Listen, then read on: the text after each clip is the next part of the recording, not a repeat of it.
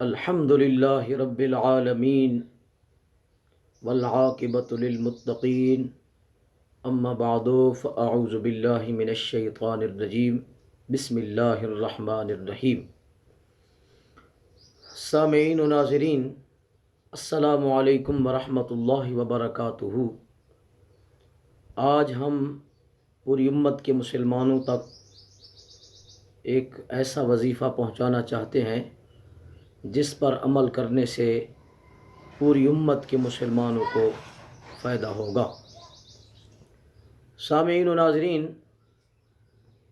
ایک بات یاد رکھنا، ہر وظیفہ پر عمل کرنے سے پہلے 5 وقت نماز کی پابندی ضروری ہے۔ حقوق اللہ، حقوق العباد کی پابندی ضروری ہے۔ پہلے حقوق اللہ، حقوق العباد کی پابندی کریں، پھر اس کے بعد وظیفہ پڑھیں، انشاءاللہ العزیز آپ کو مکمل فائدہ ہوگا۔ تو آئیے، جو لوگوں کی نظروں سے گر جاتے ہیں، ذلیل ہو جاتے ہیں، رسوا ہو جاتے ہیں، ان کی عزت ختم ہو جاتی ہے، تو پریشان ہوتے ہیں کہ اب ہماری عزت کیسے بحال ہو۔ تو آئیے احباب ذی وقار، دوسرے لوگوں کی نظروں میں اپنی عزت کو بحال کرنے کے لیے، اپنی عزت کو بچانے کے لیے قرآن پاک سے آپ کو وظیفہ پہنچانا چاہتے ہیں۔ وظیفہ یہ ہے: فَسُبْحَانَ الَّذِي بِيَدِهِ مَلَكُوتُ كُلِّ شَيْءٍ وَإِلَيْهِ تُرْجَعُونَ۔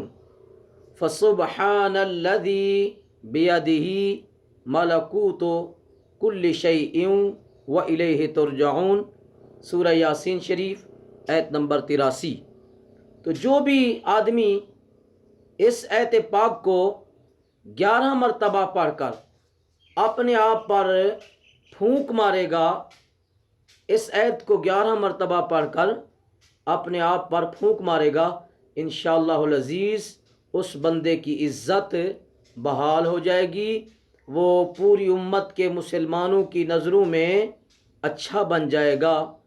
پوری امت کے مسلمان اس بندے کی عزت کرنے شروع ہو جائیں گے۔ تو کوشش کرنی ہے اس آیت پاک کو 11 مرتبہ پڑھ کر اپنے آپ پر پھونک مارنی ہے، انشاءاللہ العزیز لوگوں کی نظروں میں دوبارہ عزت بحال ہو جائے گی۔ اچھی بات شیئر کرنا صدقہ جاریہ ہے، کوشش کرنی ہے اس بات کو پوری امت کی طرف پہنچانا ہے۔ اللہ حافظ۔